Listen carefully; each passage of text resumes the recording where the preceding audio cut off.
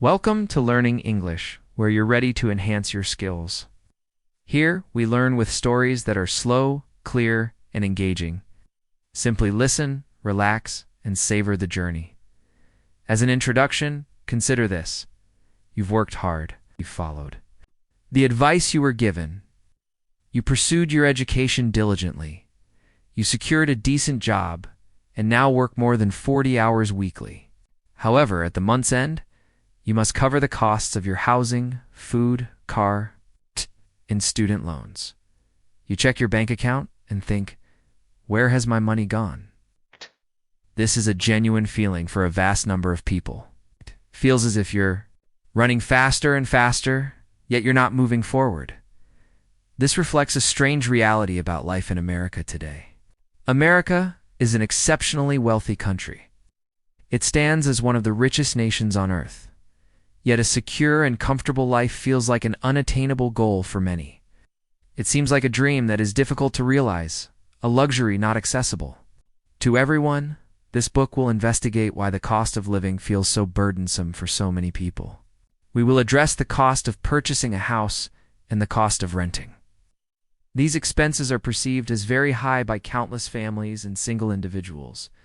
We will explore various reasons for these high costs. We will also examine the implications of these high costs for individuals.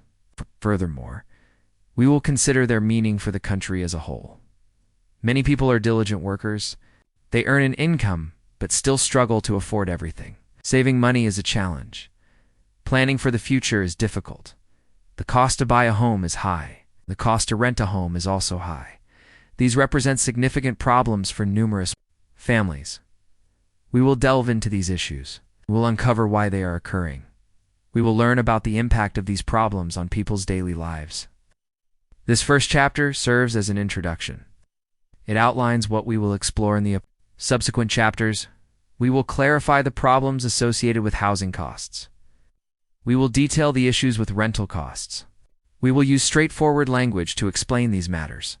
Our aim is for you to comprehend why finding an affordable place to live is so challenging for many. We will discuss the underlying reasons for this situation. We will cover houses that people wish to purchase. We will also talk about properties that people want to rent. The cost of both is rising, which complicates life for many individuals. It is crucial to understand the causes of this trend. This book is designed to aid your understanding. We will analyze the different components of the problem. Each chapter will address one component. This initial chapter is merely a beginning, prepares you for the remainder of the book. It introduces the central theme. The central theme is the high cost of living, particularly in regard to housing. Let us start. To learn about this vital topic, we will explain each point step by step. By the conclusion, you will have a better understanding of why it is so difficult to find an affordable residence in America. This issue affects millions of people daily. Houses are more expensive now. Purchasing a home feels more challenging today than it was previously. It appears there is a large number of prospective buyers, but a limited supply of houses on the market. Even homes requiring substantial repairs often attract multiple interested parties. This fosters intense competition among buyers. House prices have risen very sharply in recent years. For example, in a single year, prices climbed by about 13%. Many anticipated that house prices would decrease, possibly due to the economy, but the reverse occurred. Prices kept rising rather than declining. There are simply an insufficient number of houses available for purchase. This is partly because fewer homeowners are deciding to sell their properties at present. When the supply of houses for sale is low, but demand is high, it creates a challenging environment for buyers. In one recent time frame, there were only around 1 million homes listed for sale nationwide. This scarce inventory intensified the competition. This competition frequently results in bidding wars, where buyers offer more than the initial asking price just to secure the house. At times, the eagerness to purchase a home is so great that people submit an offer without first visiting the property. This demonstrates how fast-paced and competitive the market has become. Homes are selling in remarkably short periods. sometimes within just 17 days of being listed. Additionally, the expense of constructing new houses has increased.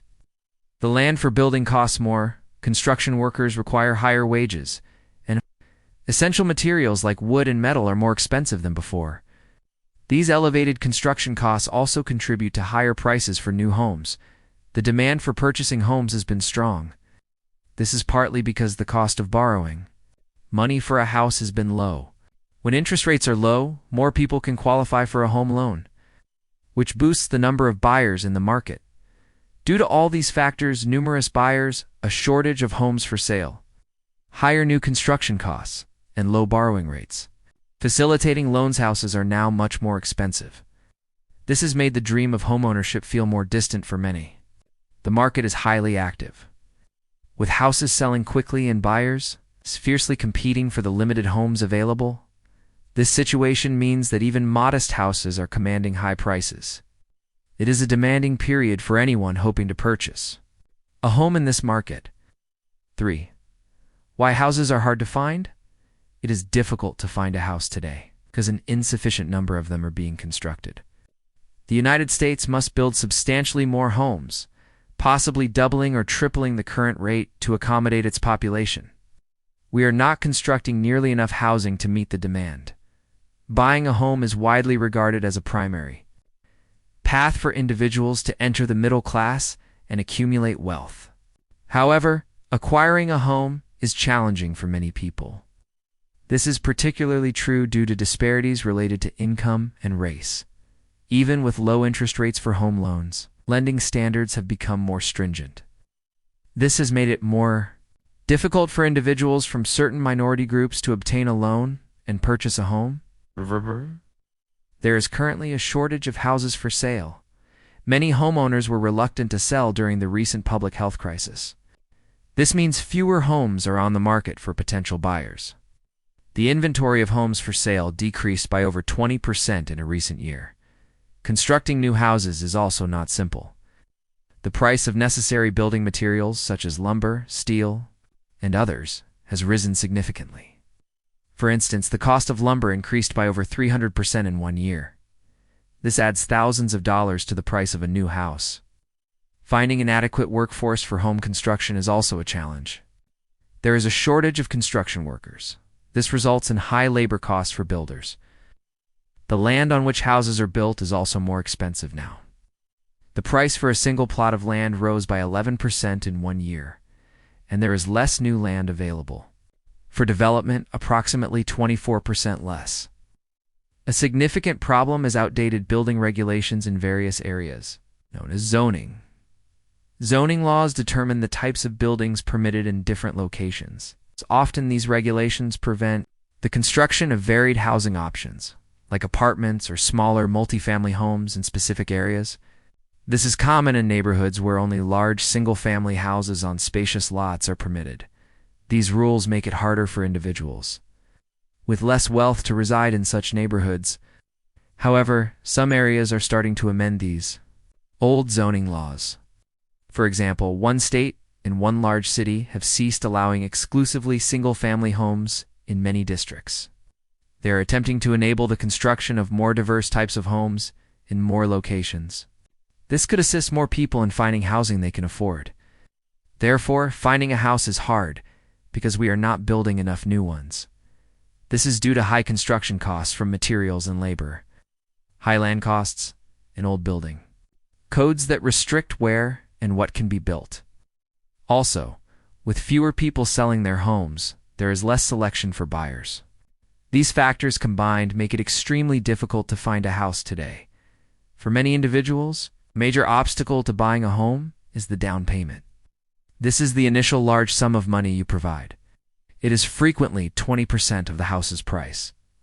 Acquiring this much money requires a certain level of income or consistent cash flow. This is not feasible for everyone. It can be particularly challenging for people of color. They may lack the family assistance to gather this money that individuals from wealthier backgrounds might have. The disparity in homeownership rates is very concerning. It's because owning a home is a primary method for building wealth. It is connected to significant differences in the amount of wealth held by various groups of people. For example, black families typically have far less wealth than white families. A key reason for this large gap is lower home ownership among black families.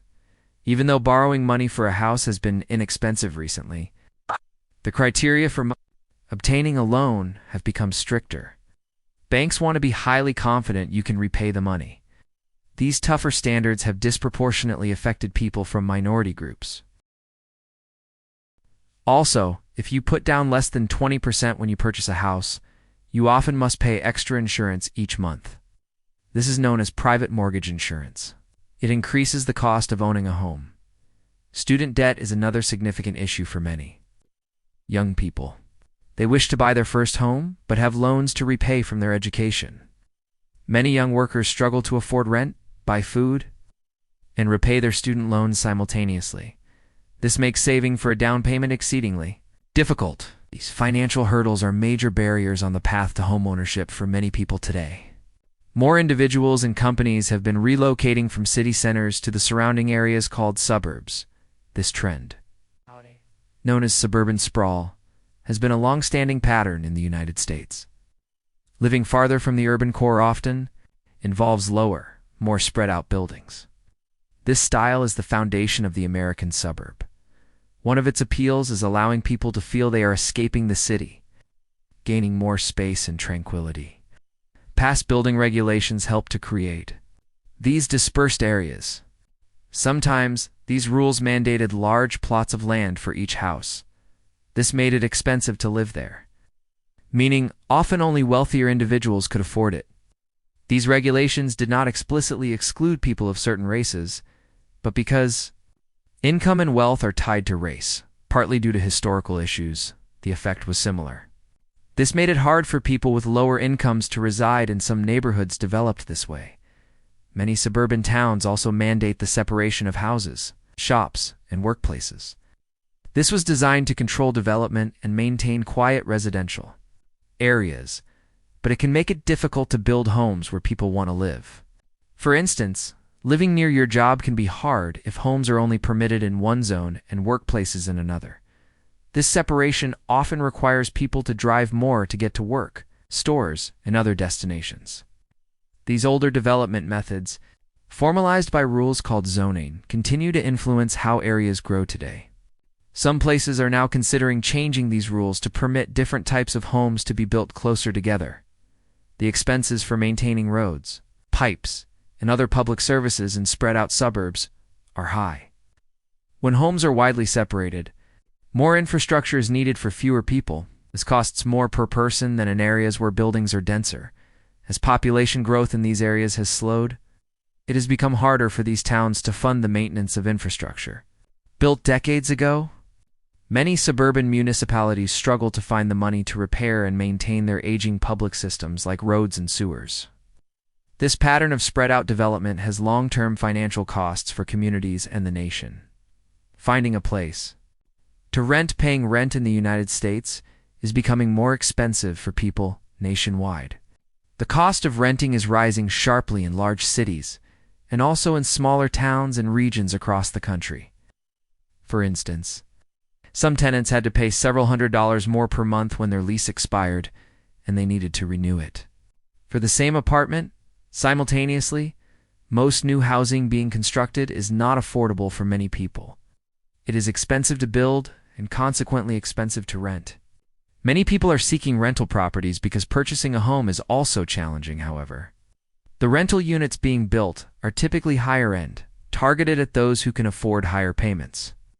The income workers earn from their jobs is not rising fast enough to match these significantly higher rents. The cost of rent now consumes a very large portion of a typical family's monthly expenditures. This situation leaves families with much less money to spend on other essential needs, like food, clothing, transportation, or saving for the future. In areas with high rental demand, prices are approaching the highest levels ever recorded. Renters in smaller towns and less prominent areas are also struggling to find a place they can afford. The rent for single-family homes is also increasing very rapidly, not just for apartments. This difficult situation did not develop overnight.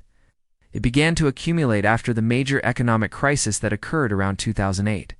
Following that period, many local governments made it harder to build new homes, particularly near city centers, where jobs are often concentrated. Additionally, acquiring the necessary materials for construction, like wood and metal, has been difficult at reasonable prices. It has also been hard to find enough workers for the construction jobs. Another critical reason is that after the 2008 financial crisis, banks were less able to lend money to smaller construction companies. This resulted from regulatory changes and other factors that tightened lending. Because banks lent less money for construction, fewer houses and apartments were built across the nation. Over the subsequent decade, from about 2008 to 2018, housing construction slowed considerably compared to previous years. This meant that prospective renters had fewer choices. There were not enough units for everyone who needed one, especially in popular areas where many people wanted to live near their jobs or for other reasons. This lack of new home construction, paired with a growing number of people needing places to live, has driven rent prices increasingly higher everywhere. It represents a major and challenging problem for many individuals and families trying to find an affordable home in the United States today. What makes rent high? Before the recent pandemic, many young people desired to live in urban centers. They often remained there longer because buying a home was prohibitively expensive for them. The strong demand to live in cities for many people caused rents to increase in those areas. When the pandemic started, some people chose to leave large cities. Many of these individuals relocated to smaller cities. This became feasible because many workers could now perform their jobs from home. The migration of many people to smaller cities caused rents to rise significantly in those places as well. Many workers, such as teachers or retail employees, must still commute to their workplace daily. They cannot easily move far away to find cheaper rent because they must remain close to work. A shortage of housing near job centers makes it harder for the nation's economy to grow effectively in the long term. If local building regulations were changed to permit more homes to be built closer to job locations, the economy could grow faster and more robustly. Renters throughout the country are finding it extremely difficult to find a place to live right now. There are very few vacant homes available for rent. This is the lowest vacancy rate we have seen in many years. Because there are so few rental homes and so many people wanting them, it is likely that rents will continue to rise for some time. However, developers are starting to build more homes now. They have a strong incentive to build because rents are high and house prices are also high. This means they can make a good profit. Also, more single-family houses are being constructed or purchased by investor groups, specifically to be rented out. This could help to slowly add more rental properties to the market. In large cities, some are also considering converting empty office buildings into residential units. This could create more living spaces in city centers, but another problem exists. Workers' wages have not increased much for many years. This makes it even harder for them to afford the high rents they face today. Some places have enacted rules that limit how much rent can be raised each year. It's often called rent control. Some studies indicate that rent control helps tenants stay in their homes longer. However, other experts hold a different view. They believe that limiting rent deters developers from building new homes. They also think it discourages landlords from investing money to repair and maintain older properties in good condition. This might cause housing quality to decline over time. Some believe the best solution to high rents is for workers to receive higher pay or to find new jobs with better wages. Building homes that are affordable for many people is very challenging right now. This is because the cost of land is high. The cost of labor is high, and the cost of building materials is also high. Solving the problem of high rents and housing costs will not be a quick process. It will probably take a long time, possibly many years, to see a major change. Discussing a drop in house prices in the United States rose very quickly during the recent pandemic. The median price exceeded $363,000. This was a significant increase from the previous year. Many houses sold for more than the seller's asking price. This often happened rapidly with cash offers because of high buyer demand. When the pandemic began borrowing money for a house became very inexpensive. This encouraged more people to want to buy. This rapid price increase made some people worry about a sudden drop in house prices. Similar to what happened in 2008, a housing bubble forms when high demand and speculation for quick profits push prices to unsustainable levels. Prices rise because people believe they will continue to escalate rapidly, and many buy solely to sell later for a profit. These are signs of a bubble. Also, if it is too easy to borrow money with minimal verification of repayment ability, that is another indicator. If a bubble is not controlled, prices continue to climb excessively. When buying interest suddenly wanes, prices fall sharply, and the bubble bursts. Bubbles typically burst quickly. A major economic crisis is often necessary to cause a widespread, significant drop in house prices across the country. The 2008 financial crisis demonstrated how falling house prices could severely damage the economy. Many people saw their homes' value plummet. Some lost their homes because they couldn't make their loan payments and couldn't sell for enough money to cover the debt. This makes people anxious about a recurrence. However, most experts believe the current situation is more of a strong market than a bubble poised to burst. They argue that the primary drivers of high prices are low borrowing costs and an insufficient housing supply, not just speculative buying. Furthermore, obtaining a loan today is much safer than before 2008. Regulations implemented after 2008 ensured that borrowers were more likely to be able to repay their loans. Loans are now issued more prudently.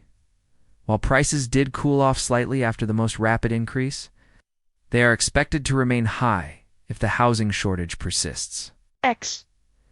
Experts believe a crash like 2008 is unlikely because lending practices are now more careful for individuals concerned about buying when prices are high. Experts recommend not paying more than you are comfortable with. Also, it is wise to have savings to cover payments in case of income loss. Thinking long-term is also vital. Short-term price fluctuations are less significant if you intend to live in your home for many years.